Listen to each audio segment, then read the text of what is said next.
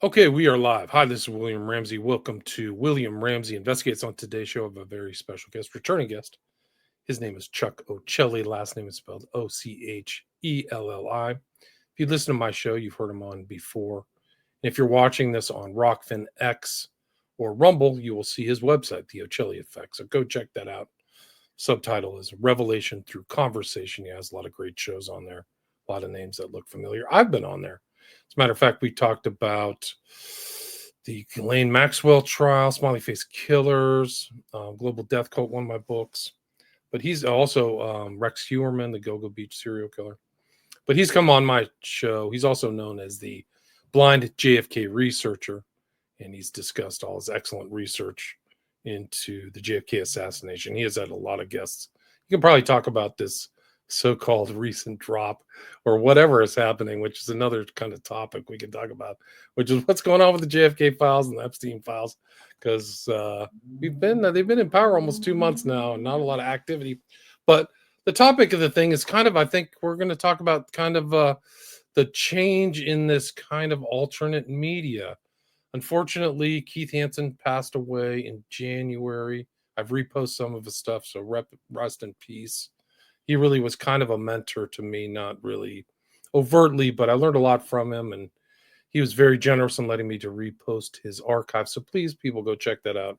I think it's kind of ties into this theme, is that he's kind of one of these early guys. He worked at a college in Tampa and did these kind of early discussions, really at the beginning of all this technology. I don't even think the podcast technology is anywhere what it was today or what it is today, but doing it and putting it out and on, trying to get it out on different sites. But some of his guests are really incredible. Some people who are around, just Mars and Knowles, I know, is on there early, and Derek Gilbert, who's been a longtime guy in the alternate media from a Christian perspective, and so many other important names. A lot of JFK research, and that was the name of his show, was Beyond the Grassy Knoll, right?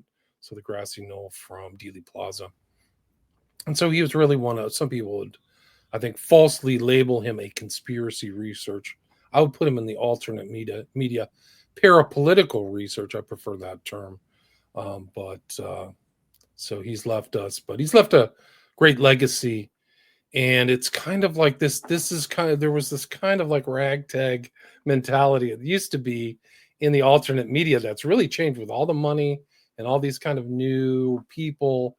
And I think that I've kind of had this feeling listening to other, like I heard you on, I think you were on with on Propaganda Report or with Monica Perez or something. I heard you recently at Chuck, but it's kind of a frustration in this alternate media of this real change. You see this real monetary thing involved, and also a lot of new names and a lot of strange people. Like there's been a buzz about this guy Ian Carroll, who went on Joe Rogan, and like he's kind of like a new kind of a new Alex Jones. He was on Alex Jones, like kind of a strange guy, but he's kind of just repeating kind of other stuff that I think is out there. I don't know if he's really at the cutting edge or avant-garde of research or things like that, but it is an interesting environment, and Chuck's going to talk more about that. So, and Chuck has been on his show for 12 years now. So Chuck, welcome to the show.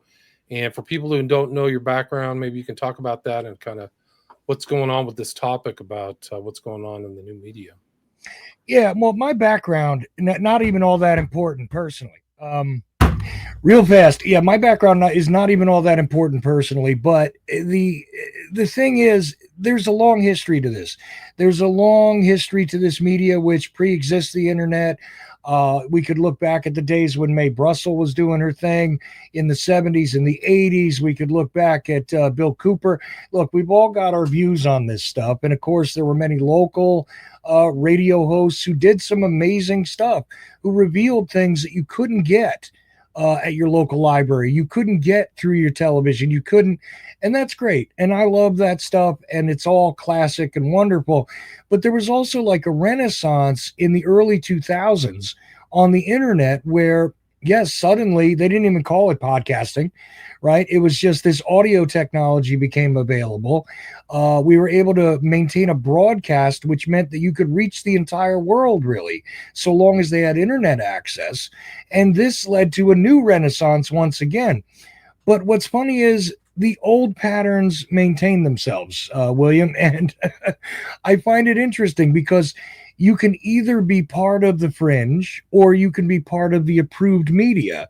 And that used to come along with a stamp like ABC, CBS, NBC, but those dinosaur days are long gone. We went through the cable access and cable distribution and the age of YouTube, so to speak, right? And now almost everybody and their mother can make a podcast. And I think that's great.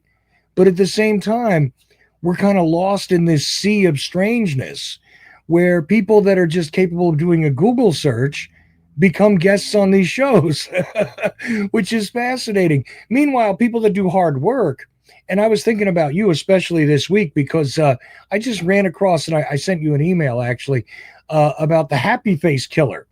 And I said to myself, this is funny because it's almost reminiscent of what William Ramsey's been talking about just by name. It has nothing to do with the story, mind you. But this presentation that they put out on, I guess it's, which platform is it? Oxygen, maybe? Was that Oxygen? It might be Hulu. It doesn't even matter, right? One of the streaming whatever's out there anymore. At this point, right? Lots of streaming platforms instead of TV channels, lots of monopolies out there. And eventually, I'm sure only 5 families will control all that too. Just like they wind up controlling everything else. There's basically 5 guys that control social media. There's 5 companies that control broadcast and digital media, etc. And eventually, there'll probably be 5 streamers that control the world there too. I don't know what that is about.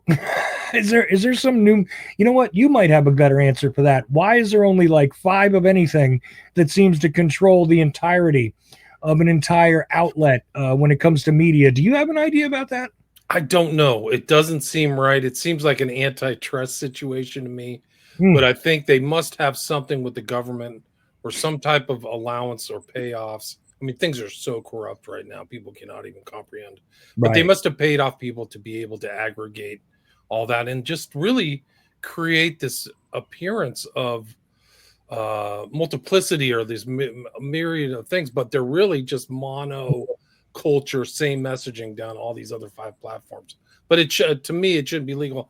And I do think eventually, you're right, there's going to be an aggregation in this kind of new media as well. Like somebody will try to buy it out or take control. It's already happening. I think Tim Pool sold his whole outfit to somebody else, to Shapiro, whatever his outfit is called. I forgot what it is, but yeah, Daily Wire bought it.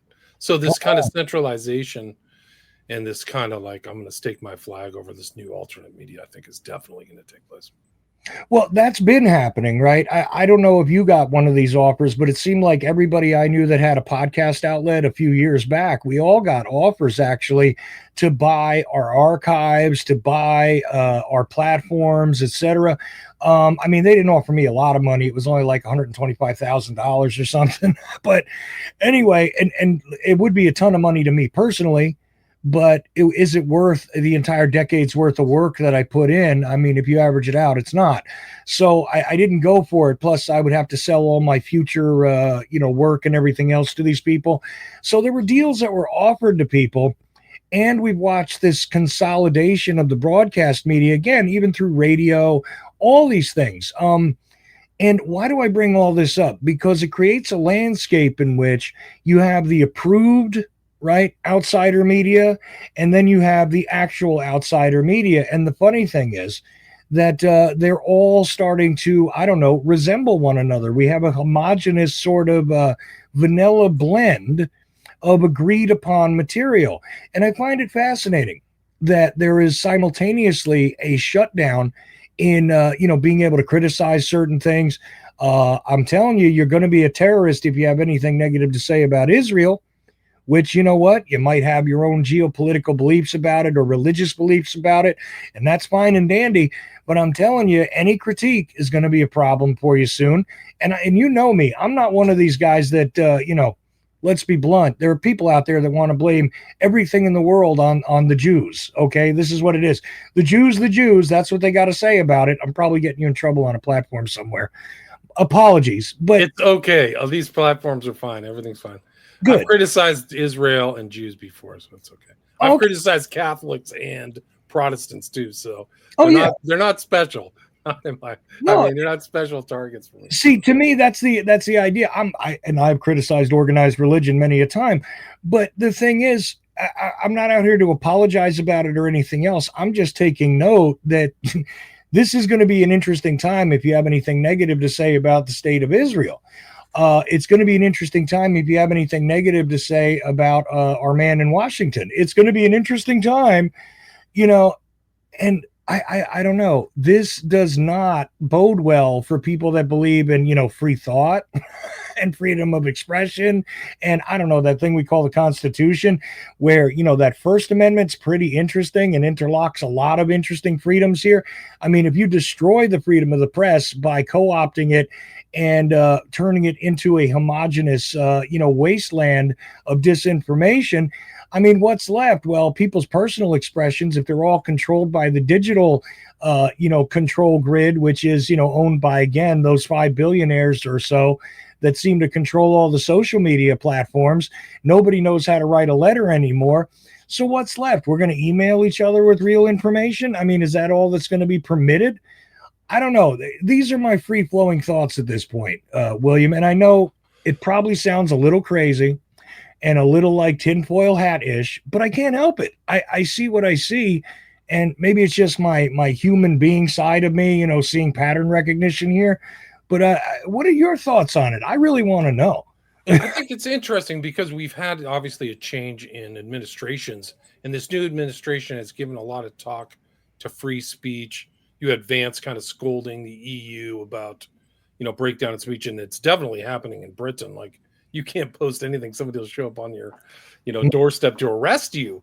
You can't talk about the rape gangs and things like that. But I do think it's interesting here because I think people moved off, like you said, these big things. Like the censorship was super intense for me. Like I have my YouTube channel taken down like 3 or 4 times, one I won't get back. So people went to these other kind of platforms, and even then it's kind of like there's pressure. Substack and Rumble, and X is kind of more free, but some people are complaining about that, or Twitter. But I do think it's an interesting in how these movements often to these other things were against that great word, homogenous kind of milk toast news reading that used to be. People are sick of that. They don't like it. So I think there'll always be a place for shows like yours and mine, or people like you and me kind of trying to parse through things. And it may just be that there's just certain subjects that are lightning rods. Israel, the shot, the whole COVID event. Those were 2 no-go things, at least during the Biden administration, but it's still happening in the new environment. And I think that there isn't that, I mean, this new kind of era of transparency hasn't realized itself in the last 2 months, especially with this incredibly lame kind of Epstein rollout, which happened at the White House. Like, what are your thoughts on that? I would thought it was baffling and shocking at the same time. Yeah, I'm cracking up because, initially when the executive order came out, obviously I'm known for the JFK stuff a lot, and people approached me right away. And I do mean people from online to the guy who delivers stuff to my house, because obviously I'm not allowed to go to a store anymore. I got to have things delivered, and I got bad eyesight, so I don't drive. It's kind of a thing. But anyway, the guy who delivers stuff to my house even knows I'm a JFK guy, right? And he turns around and says to me, "Aren't you glad Trump did all this stuff already?" And it had just been 2 days after the executive order was released. What's hilarious to me is that the sweeping declaration has people convinced that something has happened. Now, here's the funny part. I'm not even criticizing Trump. I'm saying, hold on, everybody. Nothing has happened yet.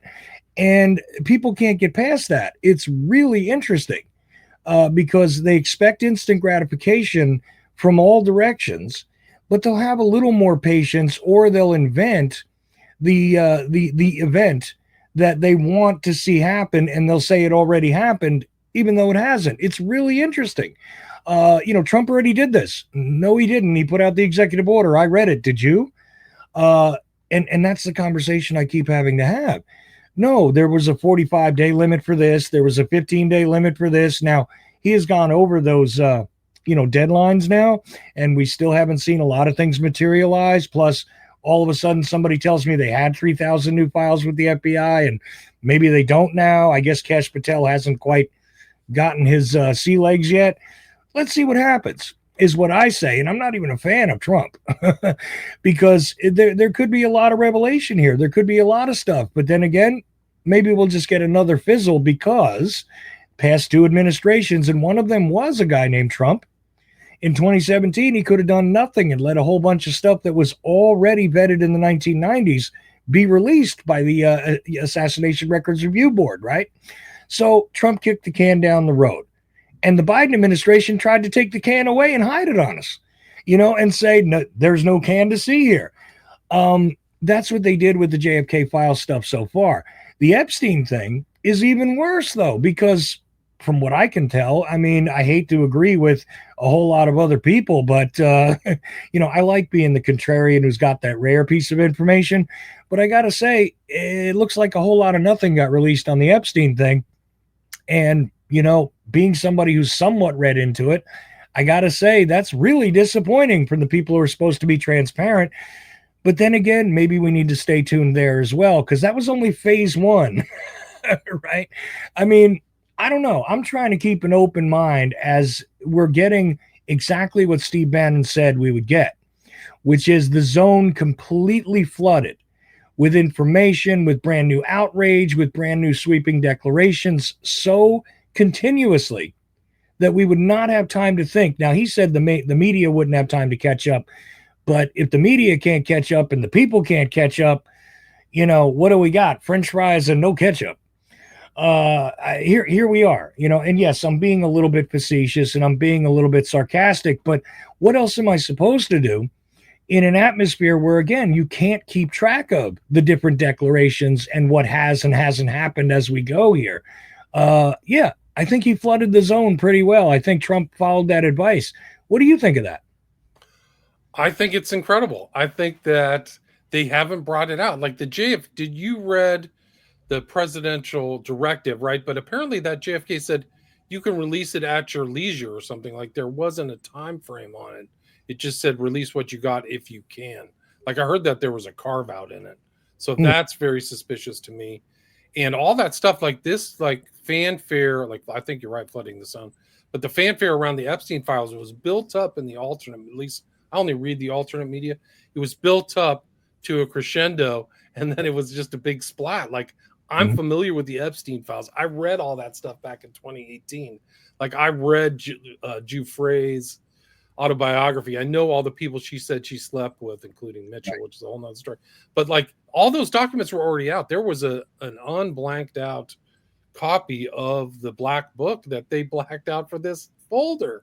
So people who know this know they're being bamboozled. Like I knew I felt bamboozled, but something more profound is happening there in that alternate media because those were all people in the alternate media. I think that there's some questionable intel stuff going on that the White House may not key into. If they do, it's even darker. But I think there was an element of that rollout that was coercive to those media people. So the libs of TikTok, DC Drano, House and Habit, I think they were given privileged access. Look, you can come to the White House. We have this special chairs, the comfy chair, and this cute binder. And now you're going to go tell it to all your followers that you have this huge thing. So like they're literally walking out of the White House with this binder showing it off and really giddy and smiling. It was trash. So either they got played and they didn't admit it, but they're also giving access. And maybe that's the real kind of sub rosa intent by the White House is you're going to get access and we're going to give out all this chicken feed for the next 4 years. And you're going to go along with it. That's kind of what my thinking has become. And that is actually a scary element of the theme that you're talking about, this homogeneity that's going to actually be imposed by the power, always been imposed by the power be on the new media that used to be much more Byzantine and bifurcated. Yeah. So that's kind of like my thought. Right. And here's the other thought, right? If you're completely open-minded, you might consider that it is possible that this is just a way to control opposition as well. It does seem to me as though, and I was told this by some interesting people that have predictions, and they're never wrong, but they don't make a lot of predictions. They don't make a lot of sweeping things. Every once in a while, you see a Gerald Celente out there, or these guys who tell you what's coming, and they never focus on when they got it wrong. But it's really interesting to me because you could say maybe Trump is part of the controlling the opposition paradigm. Maybe he's just the way to shut everybody the hell up while they do what it is they got to do. I'm saying it's very weird to me that a whole lot of people who are patriots, who believe that, we should not be controlled by the technocracy, are welcoming in the technocracy, are only accepting the approved media now, are going along with what is the establishment. I mean, you got to accept that if he's got the presidency and his party controls both houses and all these things are going on, and just wait, the storm is gathering.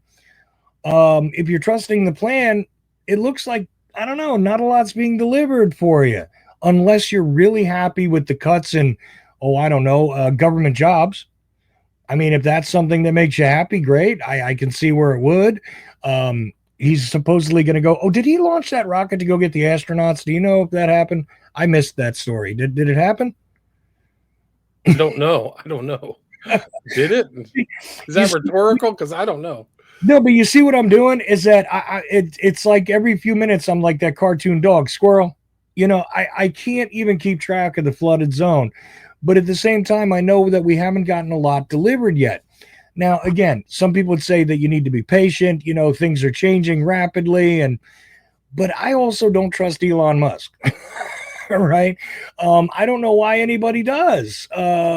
Anyway, maybe you could help me out with this. Why do people trust Elon Musk? I don't get it, because I thought that we should worry about the guy who wanted to do brain chips and has, electric cars and all this, privileged Tesla technology, etc.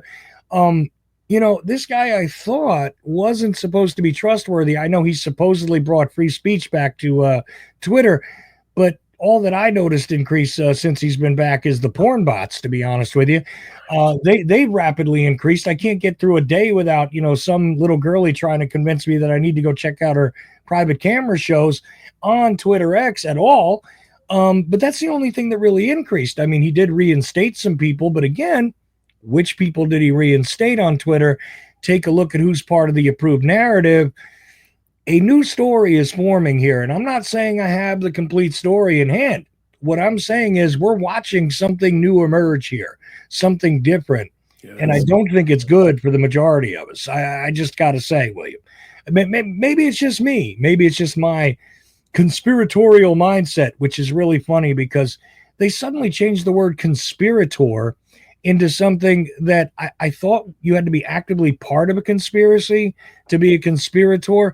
But apparently now it's just somebody who speaks about things that are conspiracy oriented. They call you a conspirator. But again, I'm not talking about conspiracy. I'm just looking at patterns here. And these patterns are coming together to make me think something new is about to happen here. And I'm not sure it's good. I think you're totally right. It's interesting that you mentioned Musk after we just talked about this whole Epstein release, because all those people there are huge on Twitter. Like they all have million follower accounts. So maybe that's really like the connection is, in addition to probably other medias, but I'm on Twitter, so I see this, is that's the connection between Musk and them. And maybe that's the whole technocratic intent, is to have your own kind of little cohesive, homogenous group of people on your website that you can give information to and spill out information that you want. And maybe that's the whole thing that's behind this Epstein thing, is like, we're not going to give out the real information because we now have the blackmail information. And maybe they're keeping that. Maybe that's an element to it. I don't know. But that's information that they put out was trash. But like, the porn bots are really good. Like, for people who don't know, the reason why the porn bots are there is that it comes in behind the information you put down, and then it gets downgraded on the system because it's porn associated.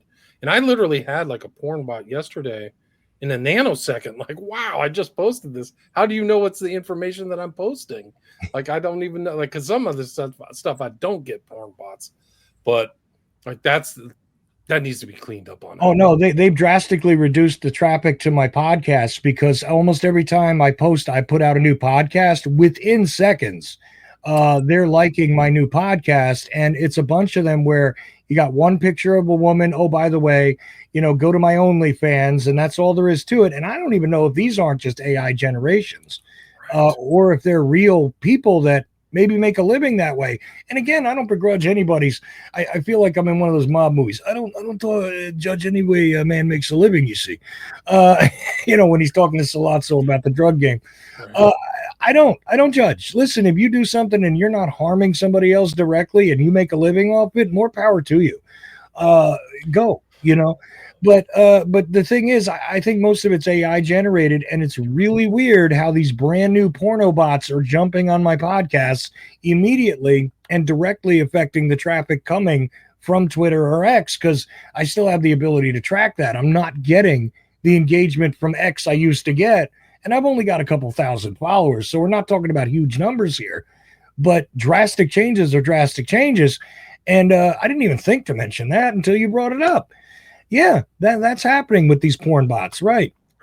They're AI. I think they're AI generated, and they're integrated into the system. So it kind of makes you wonder more about Elon Musk. Like, what's going on here? Who's behind all this stuff? We know before he bought it, the FBI was just full redolent with like state actors. I don't even call it the deep state anymore because it's so readily apparent. Like, you think it's that deep? Because that's all I see is like these malevolent actors from our government who we're paying taxes to and then getting lied to. Like, whoa, we're subsidizing The View for $6 million a year, like for this garbage.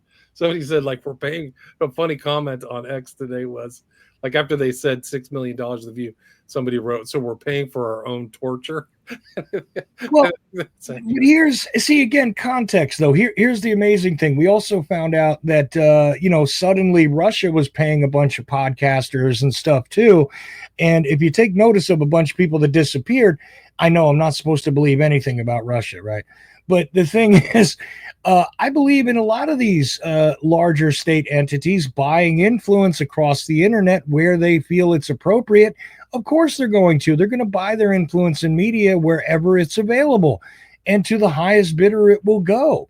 So sure, I believe that somebody got paid $125,000 in rubles and didn't even question it. Yeah, gee, I didn't know that my podcast would be worth that much money, but it is. These guys get these amounts of money. You saw those stories a few months ago. I know they've disappeared now. But I also found it interesting, a couple of media outlets that disappeared right around that same time and rebranded themselves and all that. Are you willing to name names? Which ones? No, not right now. I'd rather people went and looked and decided for yourself. I want you to go look if you can.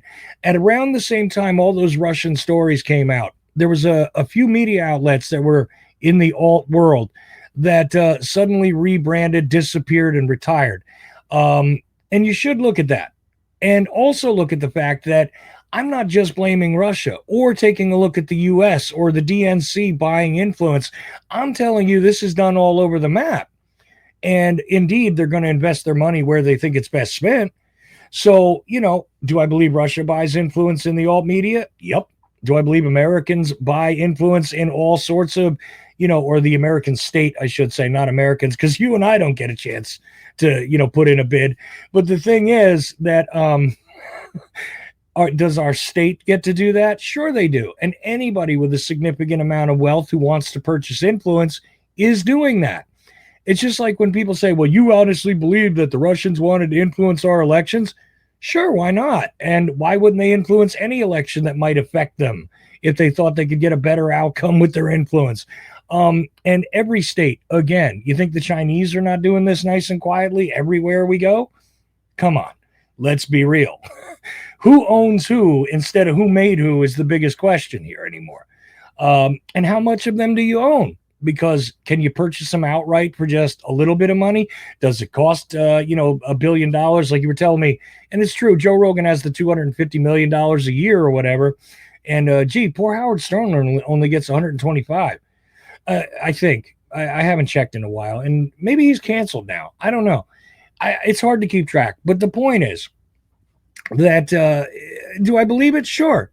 And do I also believe that billionaires are minted overnight in order to secure influence when you think it's an optimal time to buy in? Yes, I do. And we're watching it happen in real time. Now, do we know everybody's entire income? No, but we do know this. And I found this funny when I tried to tweet back at Elon Musk on X when he said, "Gee, how does Elizabeth Warren have millions of dollars after only getting this much of a salary for so many years?" And I said, "Well, get back to me when you ask about 500 of those questions, because there's about 500 people in DC that seem to have gone in for, a pretty decent paycheck, but they're earning enough that they walk out of that job with not only a great pension and, of course, whatever it is, they could grift and graft and gifts they got throughout the years, but they also walk out multimillionaires, or in some cases close to billionaires themselves, their families, their spouses, their kids, and they enrich a whole lot of people by being the representative from wherever. And I can't find a situation where if they stay in office for a little bit, whether it's the House or the Senate, that this doesn't apply. By the way, have you seen anybody not come out of there as a multimillionaire? No. I've seen people get kicked out early. There was that one guy in the wheelchair. I forgot his name. I think he's in your neck of the woods. But he said something about orgies and cocaine, and his own party primaried him out of like the Republic. I forgot his name. Hawthorne, or do you remember that guy? Yeah, there was another guy out in California. Same thing happened to him. He started asking a lot of questions, and he was out in 2 years. And the money they get they get like 90% of their pay until they pass away. Mm-hmm. Like, it's just off the charts the kind of money they make over time. So nobody complains. Like, okay, well, I'm out, but I'm picking up $150,000 a year to pick my nose. Like, it's crazy. But yeah, I think they're all looting us through their family members.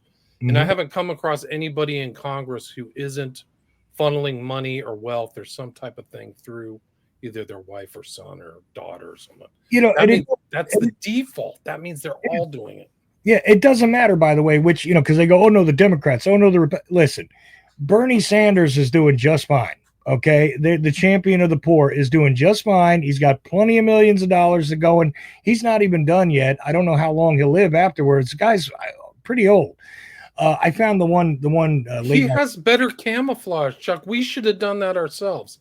Yeah, we should have just had a better thing. Like, I'm doing it for the people. I'm totally concerned for the worker. I'm going to go out and have public meetings just like you do, traveling the country, weeping for them, your plight. And then you can take as much money from defense and big pharma as you can, and then defend big pharma in public meetings. Like, oh, this whole, shot schedule is absolutely correct. Whoa. He's you got to appreciate the game. He's never worked like a real job in his whole life. He's like the parasite off the state. The guy's brilliant. He's got it down better. He's better than all these other. He doesn't look like a corrupt guy.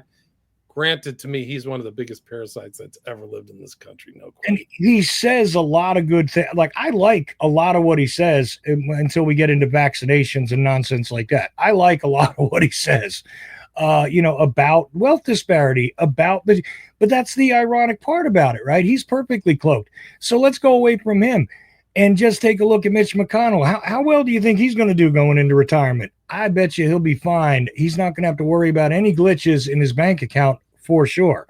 Okay. Just check out his wife, Chow, I think her name is. That's where the money's going through. She's probably running the office, in my opinion. Yeah.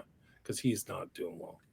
You know what? Could very well be. I mean, who the hell was running Joe Biden for the last 2 years of his administration? I don't know, but I don't think it was him. Just saying, I swing at both sides. So, anybody who's going to be mad at me or he's an anti-Trump guy or what, I can't stand any of this stuff. I think we have way too much of it already, and we need to reduce it. And that's why I almost want to side with this Doge nonsense, except one problem. The people that are doing this are not people that we elected or selected. They're not people that we even pretended to elect. And I don't know, trusting the billionaire Musk doesn't make sense to me if I'm on this side of the financial equation. I don't know why that is. Maybe it's just me and my old prejudices, but I got to say, I thought a few years ago we were concerned about the technocracy rising. I thought people were worried about robots taking over our jobs. AI is okay, though. Isn't one pretty much the same as the other, except one has a physical form and actually becomes a little... Anyway, Is Skynet online? I'm not sure, but something is. And again, I'm just saying the overall willingness to believe that all of this is okay because my side won this time leads me to believe in the one party problem. I believe we're dealing with a uniparty here that play their roles, much like a wrestling match. And again, the late night host cracked me up. Like the one guy who commented on Social Security recently and said, I don't believe for a second we got 200-year-old people on Social Security because if they were 200 years old, they wouldn't need Social Security. They'd still be in Congress. True.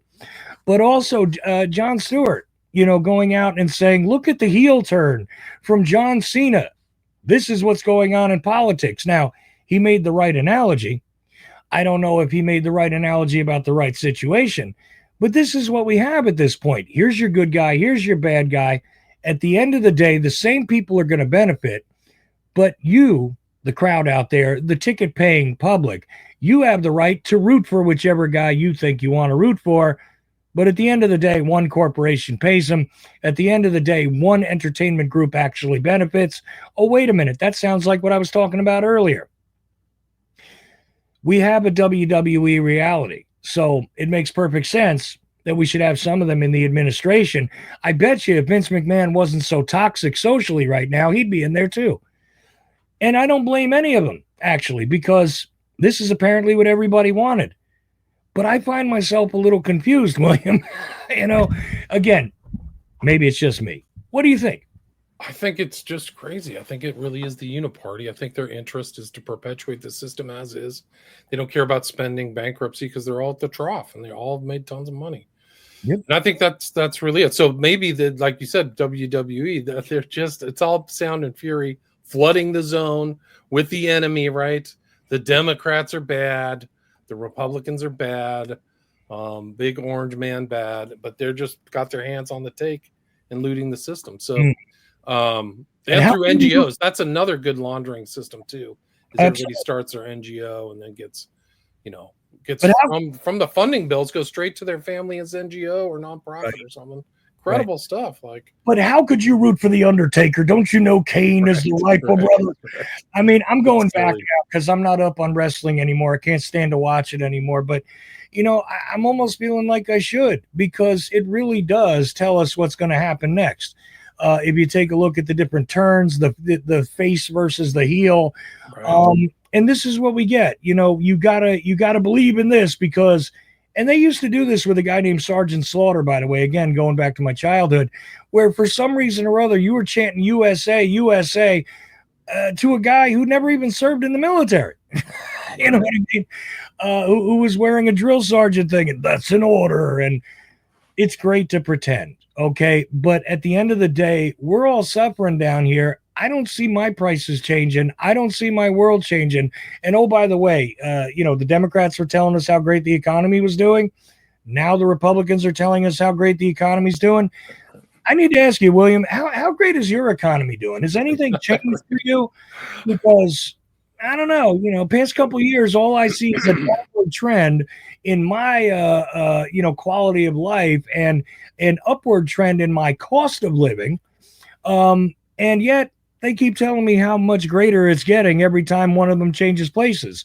Are you seeing that or am I absolutely not? I just paid $10 for a carton of eggs. I literally look at the eggs in my refrigerator and I do a cost benefit analysis whether I'm going to eat an egg or not. Which never happened. That used to be my cheap go-to, right? Like, oh, I can make myself an egg sandwich for $1 or something. Now it's like each one of my eggs is $1. So I'd say no. And inflation, and I mean, there's just massive. There's billions of dollars stolen. I am so glad I was not drinking something when you said I'm doing a cost benefit analysis on the eggs, because you know what?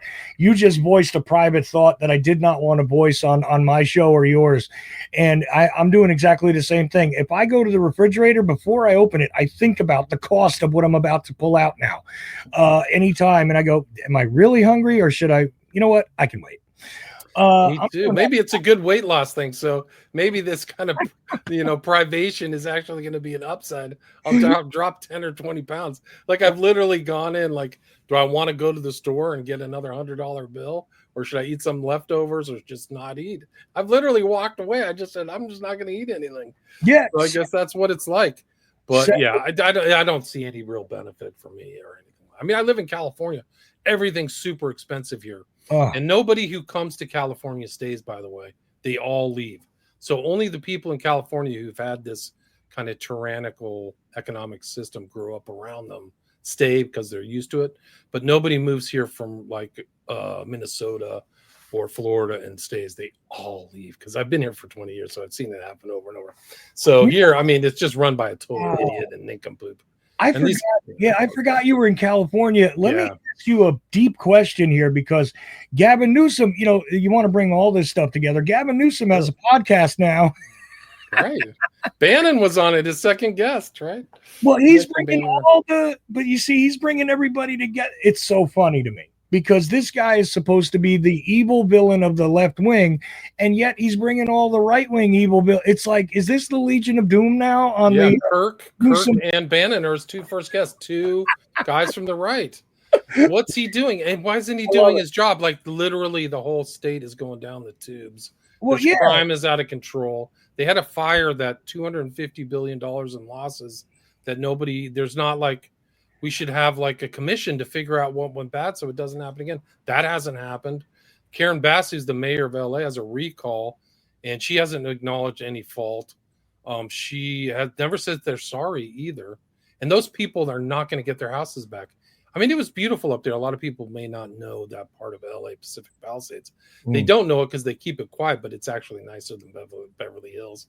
It's right by the ocean in the kind of Malibu area. But those people are screwed. They would probably pay $5 million to anybody to have all their belongings back. They just don't even care about their house, but like everything's gone. All the keepsakes and all the valuables and all that stuff is gone due to incompetence and stupidity and negligence by political leaders. So it's a disaster. California, at least in these urban areas, is a disaster. It's a fourth world. I mean, some of these places are dumb. I grew up in San Francisco and they've destroyed the city, the left.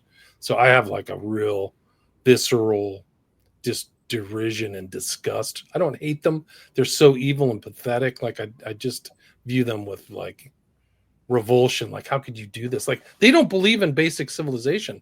Like, you don't believe in having like nice streets with cafes where people are outside relaxing, walking safe, where mom can walk with her child and get from their house to the park. They don't believe in any of that. They don't believe in just basics. Like, that's incredible because they've let it all go. And there's junkies on the streets and needles and, it's not even funny. Like, it's just like, it's a fourth world and what they've done to a great city. A world-class city. See, but again, it's not even and everybody wants to blame the junkies. I got to tell you, it's not the junkies' fault. You know what? You're going to go where you're going to go. And that's the scary part of all this. And by the way, I sympathize with those who lost everything, including the things that mean something to you. I mean, I've been divorced. Just saying, it happens and I get it. And that's like a fire that goes through your life. And I understand. And believe me, you probably, even with ashes, you ended up with more than I did.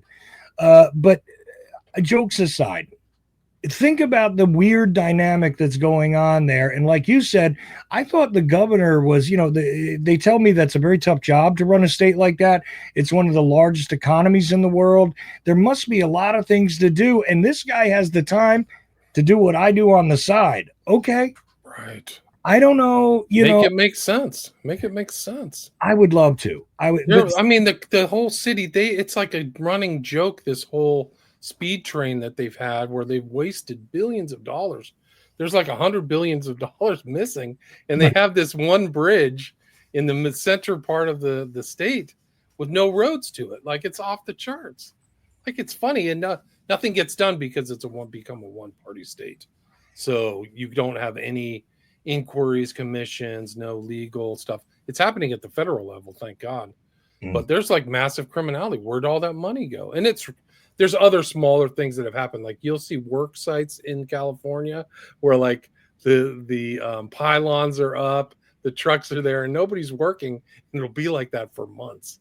So like it has all of the elements of like a work zone when you can't find any workers. You go by every day, you don't know where the workers are. So it's just tons of money are being siphoned off right in front of your face. And nobody does anything. Nobody complains. It's just like people have given up hope. It's crazy. I appreciate it. Hey, do you think you'll put this out by tomorrow or no? I'm putting it out right now. We're live. So live. Okay. we're live on Rockfin, X, and Rumble right now. Excellent. And then once we're done, I'll hit the end button and I'll put the audio up and I'll send you a copy so you can put it up if you like to put it up. Great. I'll put it up on William Ramsey Investigates. Well, I usually don't wait. I don't like to wait because I lose episodes. Like I've tried to track down interviews that I've done a month ago. Like, why aren't you putting this up? So I just shoot it out right away. So you're better off. Get it done. Just get it out of the way. And I know that problem. I lost a couple episodes recently too, and I don't know where they went. But anyway, thankfully they weren't with, I take extra time when I interview somebody to make sure I get it out there because I care about what it is they're promoting. And this is the only thing I want to promote, actually. Tomorrow night, I take phone calls on every Friday night. I take phone calls from 8 to 10 p.m. Eastern. I'm live on my stream at Ochelli.com, free radio apps, all that stuff. Please call in and give me new ideas. This is what I'm looking to do. Get new ideas about what to do with the platform. I'm looking for new hosts. I'm looking for new concepts. I want to fill this gigantic gap where people are not getting what it is they would like to get from their media outlets, because I hear complaints and I don't see anybody offering a solution. Meanwhile, everybody and their mother, as I said, has access to make a podcast, can make a broadcast, can go up on Twitter, can go up on Facebook Live, can do whatever it is they want to do, and yet nobody is presenting the solution. So I say, let's come together and come up with some solutions. What do you want to see done? I'm willing to produce it, work with other people. Let's go. Let's do the different thing. Let's get some actual alternative thought out there. So between 8 and 10 p.m. Eastern tomorrow night, I'll be taking phone calls on Ochelli.com, and I would love for you guys to join me there and tell me what the hell it is we could do that's different. Please. I want to do something That's different. Every Friday at Ochelli.com, right? So every Friday, 8 to 10 p.m. Eastern. I'll put a link to your website and all that stuff. I mean, is there anything else you'd like to add? Anything else you'd like to promote? So you can see all the archives at Ochelli Effect too, right? No, look, if you go, I'm scattered all over the place. There's only a couple of hundred of my shows probably available. I've done thousands. Contact me. I've got some archives on the site. Whatever you want, you can find me somewhere. You won't find too much of me on YouTube, though, because they took away all those channels, and now I have one channel under my full name, and somehow I had to sign in with to StreamYard with you with my YouTube channel. I don't know why. No, it's new. It's lame. It's a new thing, right? Anyway, whatever. I don't care, but the point is that platforms I don't stay on too long. I have a Spreaker, which has probably the largest amount of my archives out available to the public right now. But you know what? Ask me and I'll mail them to you if you want. It doesn't matter. My stuff goes out for free. I do shows every week and I do multiple shows every week. But that Friday night call-in show, this week I want to get those ideas for sure. But yeah, I do that every Friday night. Myself and my co-host, he calls himself B. Pete, and we do it every Friday. And him and I have different political and social views for sure. But I want to hear from you guys. Call me. Tell me what's going on. Let me know what you think. And yeah, that's about all I got to say there. I'm basically done. Okay, good. Other questions. But I don't even want to promote. I'm just having a good time talking to you and picking your brain a little, because you've been at this a while, and I want to know what all we can do that's different here. I really do. Let's do something. I don't know. I think that there's newer opportunities for like doing smaller bits to disperse things easier, to stream to other sites. So I found like streaming to multiple sites for me has worked. But there's a lot. I mean, it's kind of like you're at a new horizon too with AI and all this other stuff. It's kind of a new step, but the value of your archives is incredible. Like my archives, people are still going through my archives. They're going through Keith Hansen's or Visigoth's archives, which are over at 800. I think he had even more shows than that. He probably had thousands of shows. I just haven't been able to find all of them, but and become an archivist to a certain extent. But I think that those are the ways to kind of do it, is just try to kind of get it out there. And network for me has been good, like talking to people like you. It's been too long since we talked, but where can people reach out to you? It's on your website. You have a contact information there, right? Oh, sure. Look, if you want to reach out to me on X, I answer that all the time. If you want to reach out to me, you can click the email icon on Ochelli.com. That is the website I am maintaining, thankfully. And I was able to pay for it for another year. So it's there. Gotcha. But Still there. yeah, Still have. thank You you. haven't been fully censored yet. Yeah, my YouTube channels are all a mess. But anyway, Chuck, it's great to talk with you. I will put links to your podcast and your website in the show notes so people can check those out. And again, it's Chuck Ochelli of the Ochelli Effect. So thanks so much for your time and your insight. Really Thank you, sir. All right, stay there. Stay there. Let me just turn this off.